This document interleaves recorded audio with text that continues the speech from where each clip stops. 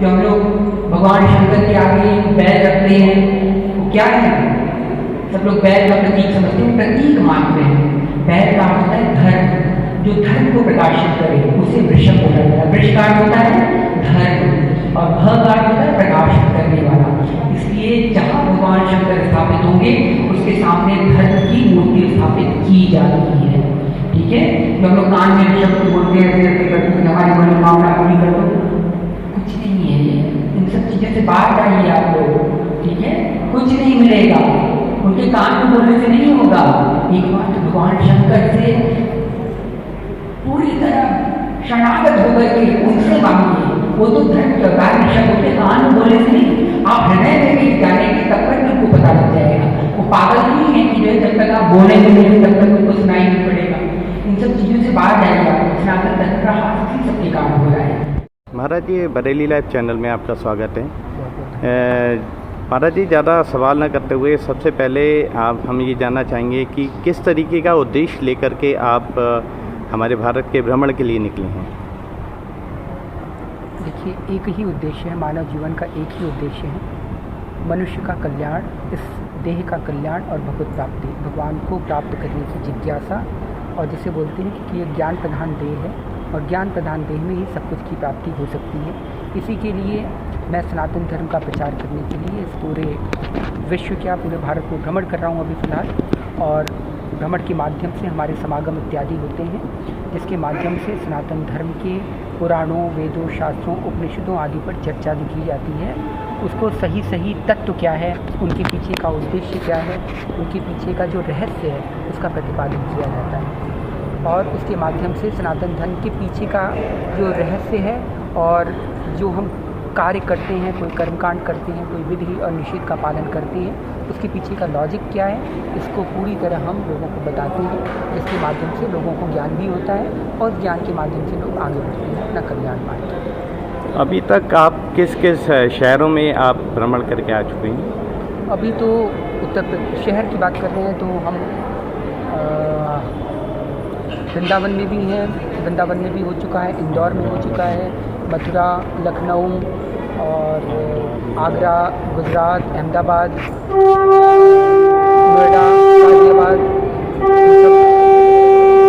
शहरों में काफ़ी शहर हैं अभी। क्या नाम है सर आपका? प्रवीण मित्तल। कहाँ रहते हैं प्रवीण जी?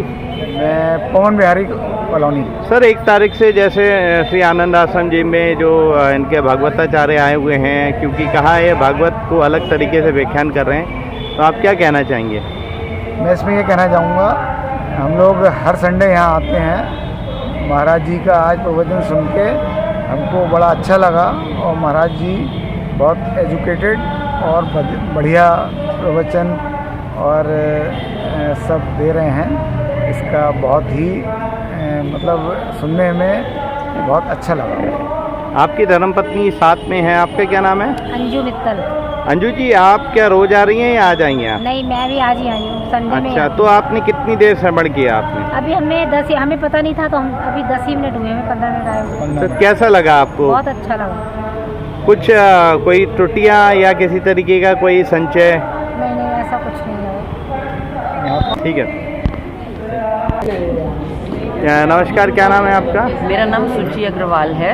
रुचि अग्रवाल जी, ये जो भगवत जी चल रही है, कब से सुन रही हैं आप? मैं ये प्रथम दिवस से ही आ रही हूँ यहाँ पे। मुझे बड़ी उत्सुकता थी कि हमेशा हर व्यासपीठ ने भागवत के बारे में बताया, पर पहली बार मैंने ये देखा कि ये भागवत रहस्य के बारे में बता रहे हैं। तो ये जो है एक नई चीज़ मुझे लगी, इससे मुझे इतनी प्रेरणा मिली। मैं कहा नित्य में सुनने आ रही हूँ और मुझे बहुत रुचि आ रही है, बहुत इंटरेस्ट आ रहा है। इनके बहुत बढ़िया महाराज जी ज्ञान दे रहे हैं, मतलब बिल्कुल लीक से हटकर, बहुत ही आनंद आ रहा है। अच्छा, कोई एक बात ऐसी बताइए जो और भागवताचार्य जो हैं उनसे हट करके इनमें आपको क्या प्रेरणा मिली है?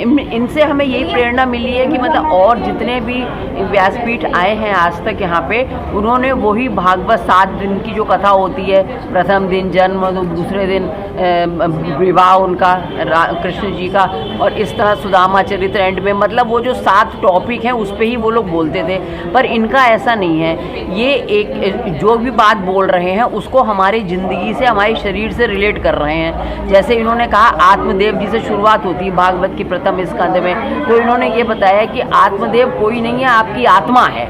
आपकी जो आत्मा है वही आत्मदेव है। आत्मदेव नाम का कोई इंसान नहीं है, बल्कि ये जो उसमें कहानियाँ लिखी हैं ये उन्होंने अपने जीवन से रिलेट करने का बताया कि उसे क्या रहस्य है। उसके बाद उन्होंने कहा उनकी जो पत्नी है उनका नाम धुंधली है, तो उन्होंने बताया धुंधली क्या है, आपकी बुद्धि है। इस तरह से मतलब उन्होंने रिलेट किया। भागवत की जो कहानियाँ हैं वो कहानियाँ ना सुना के उसके एक एक बिंदु पे प्रकाश डाल रहे हैं, इसलिए इनकी कथा बहुत रोचक बन गई है।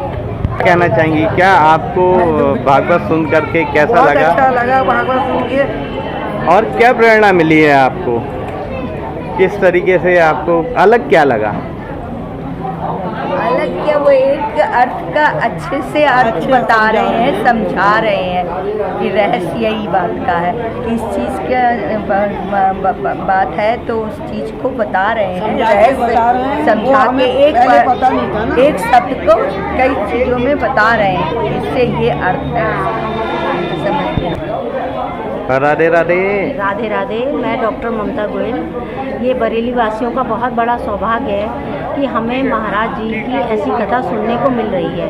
कथाएं तो बरेली नाथ नगरी है, निरंतर होती रहती है। यहाँ बहुत सारे मंदिर आश्रम भी हैं और सभी कथा अच्छी होती है, भगवान की तरफ हमें ले जाने वाली होती है। लेकिन कथा के पीछे जो मूल रहस्य है, जो कथानक है उसके पीछे मूल रहस्य क्या है, जो शब्द है उनका अर्थ क्या है, यदि हम बिना अर्थ के उस ज्ञान को लेंगे तो हमें उसका लाभ नहीं होगा।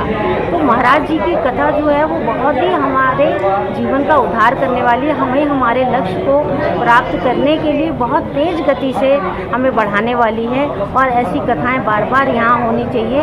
केवल हम नाच ले कूद ले, केवल इससे हमें रस वो भी है, वो रस भी है, लेकिन जब हम उस रस में निमग्न होके उसमें हम डूब कर उसके वास्तविक अर्थ को, यथार्थ को जानकर उसको प्राप्त करेंगे, तब उसका हम पर विशेष प्रभाव होगा और हम जीते जी ही इस भवसागर से मुक्त होकर अपने परम लक्ष्य को, परमात्मा के चरणों की प्रीति को प्राप्त कर पाएंगे।